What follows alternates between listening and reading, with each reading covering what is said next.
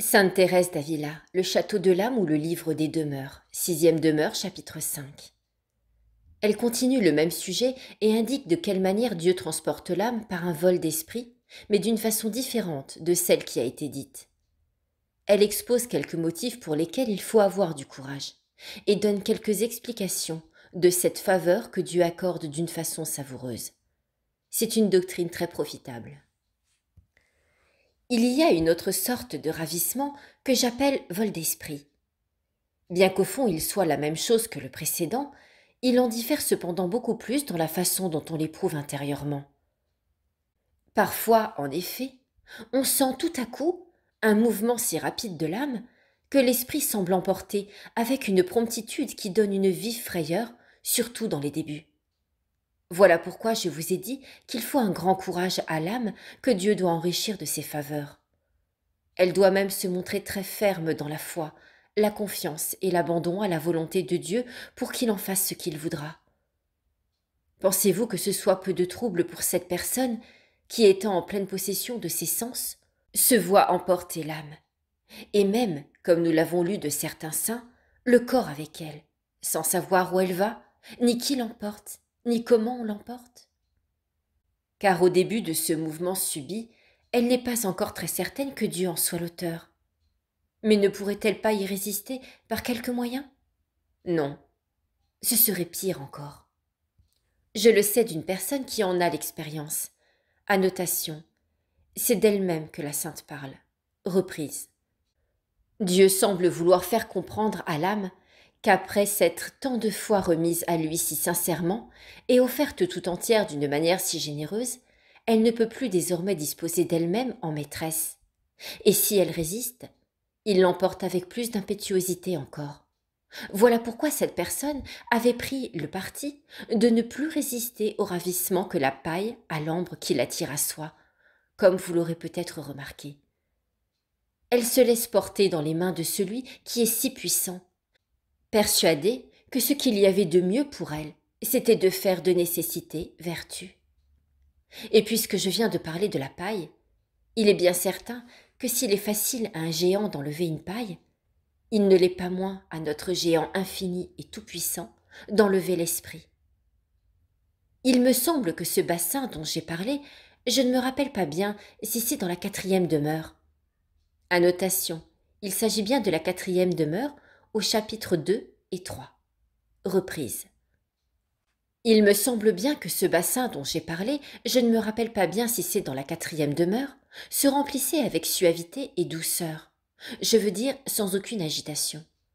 Mais ce grand Dieu, qui contient les sources des eaux et ne permet pas à la mer de franchir ses limites, donne ici un libre cours aux sources qui alimentent le bassin.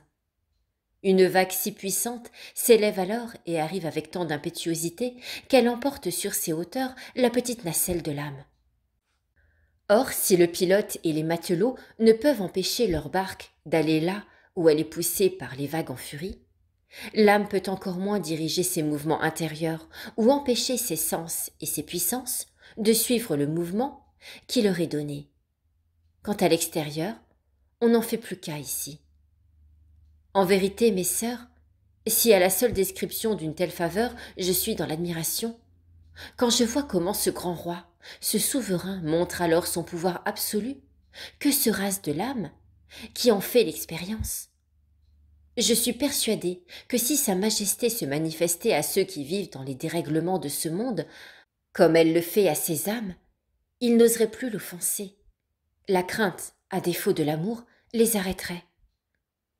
Mais quelle ne sera pas l'obligation pour les âmes conduites par une voix si sublime d'employer tous leurs efforts pour ne pas offenser un tel maître?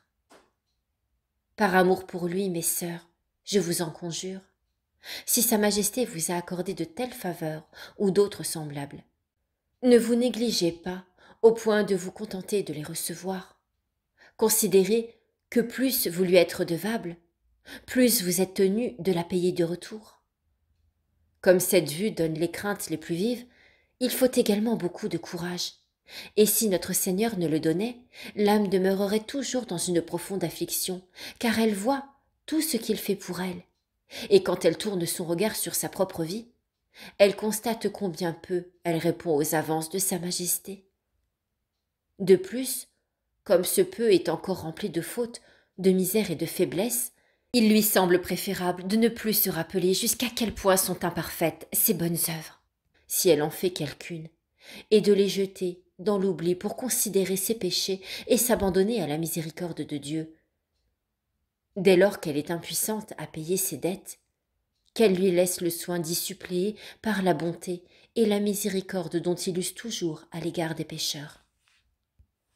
Peut-être lui fera-t-il la même réponse qu'il adressa à une personne que cette vue avait profondément affligée.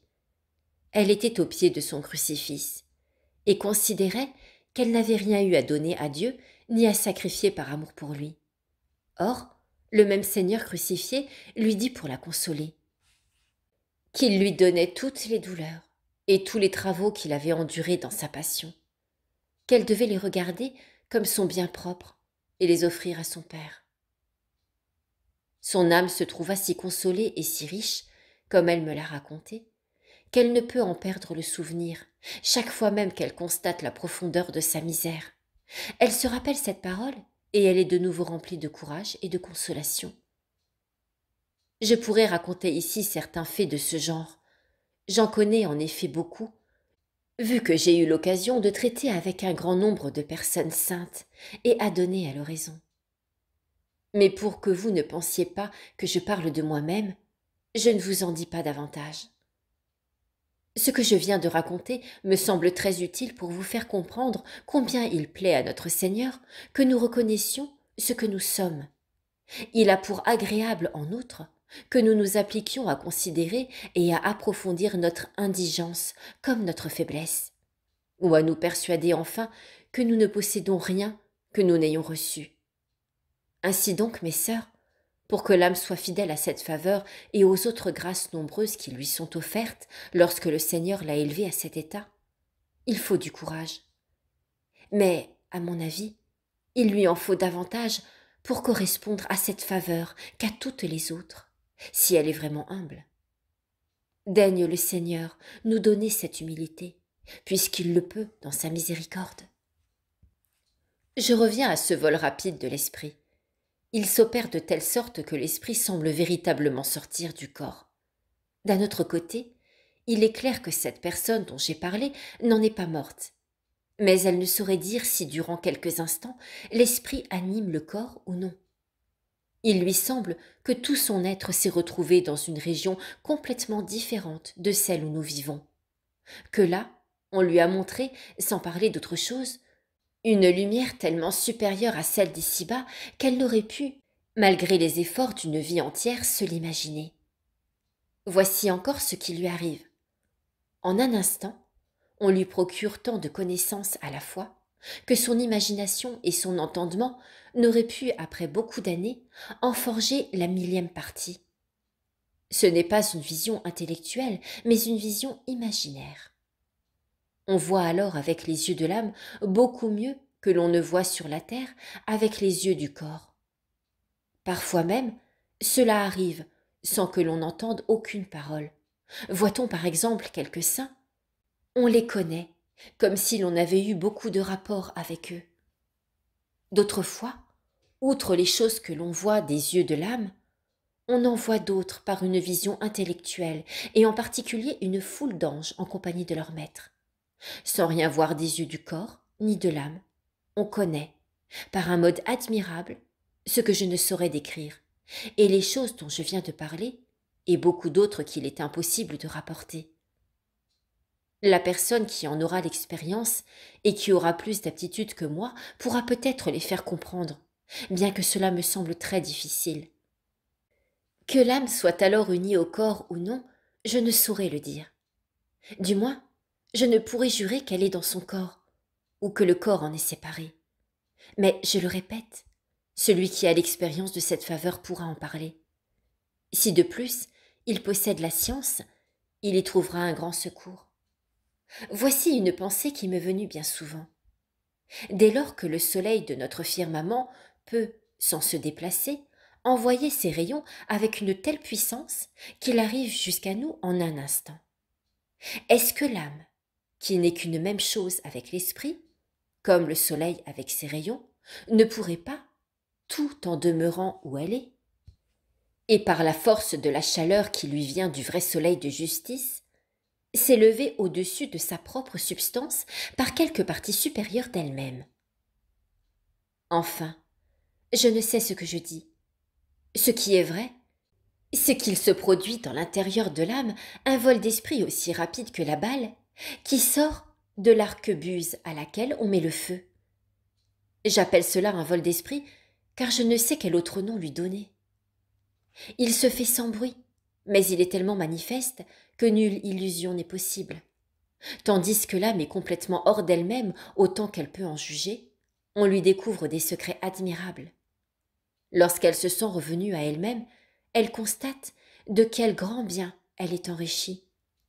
Quant à tous les biens de ce monde, elle en fait si peu de cas qu'ils ne lui paraissent que de la boue en comparaison de ceux qu'elle a vus. Désormais, sa vie sur la terre se passe dans la peine la plus vive. Elle ne voit plus rien de ce qui avait coutume de lui plaire, qui soit capable de la contenter.